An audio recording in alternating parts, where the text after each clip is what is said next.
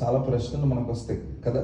అది పరిశుద్ధ గ్రంథంలో నుండైనా, లేదా మన జీవితంలో నుండైనా, లేదా చుట్టూ మనం చూస్తున్న ప్రకృతిలో నుండైనా, లేదా ఈ బాగా చెప్పుకోవాలంటే ఈ భూమి శూన్యంలో ఎలా వేలాడుతుంది అనే ప్రశ్న చాలామందికి వచ్చే ఉంటుంది.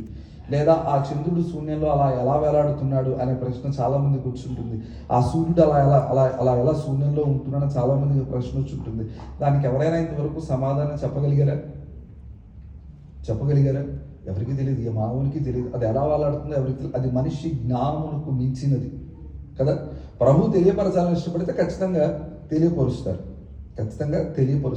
నేనేమంటానంటే మన జీవితంలో జరిగే ప్రతి ప్రశ్నకు దేవుడు సమాధానం దాచి ఉంచుతాడు, చెప్పడానికి ఇష్టపడతాడు.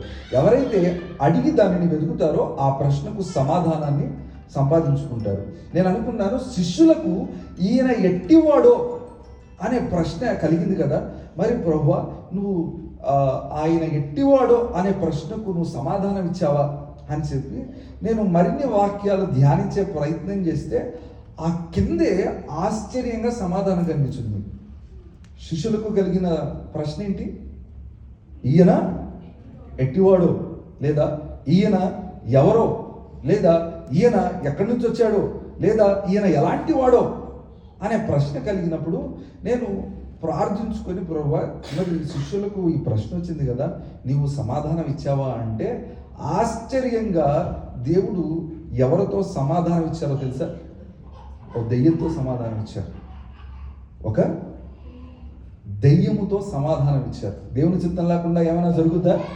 ఏమి జరగదు. పరిశుద్ధాత్మ దేవుడు ద్వారా రాయబడిన పరిశుద్ధ గ్రంథంలో చాలా ఆశ్చర్యరీతిగా మనుషులు చెప్పలేదు సమాధానం, భక్తులు చెప్పలేదు సమాధానం, యేసు ప్రభు వారు చెప్పలేదు సమాధానం, దేవుడే దిగి వచ్చి చెప్పలేదు సమాధానం.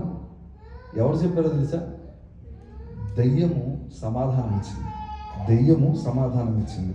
కింద వచనాన్ని చదువుదాన్ని చూడండి. వచ్చేసాయంట, ఆ దోణిలోనికి కూడా నీళ్ళు వచ్చేసాయంట. నీళ్ళు వస్తే శిష్యులందరూ యేసు ప్రభు వారి దగ్గరకు వెళ్ళి, ప్రభువా మేము నశించిపోతూ ఉన్నాము, గొప్ప గొప్ప అలలు వస్తున్నాయి, మమ్ములను నీవు రక్షింపవా అని వెళ్ళి వేడుకుంటూ ఉన్నారు, బతిమాలుతూ ఉన్నారు, ఆయన లేపుతూ ఉన్నారు.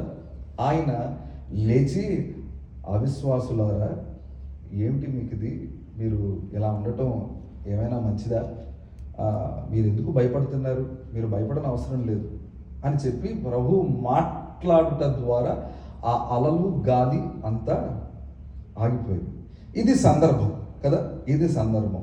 ఈ సందర్భంలో వారికి ఒక ప్రశ్న వచ్చింది.